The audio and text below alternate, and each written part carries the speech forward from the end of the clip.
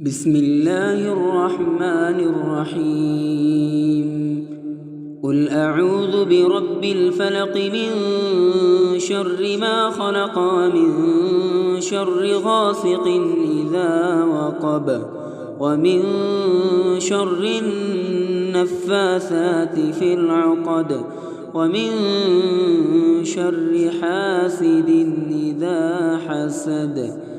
بسم الله الرحمن الرحيم قل أعوذ برب الناس ملك الناس إله الناس من شر الوسواس الخناس الذي يوسوس في صدور الناس من الجنة والناس.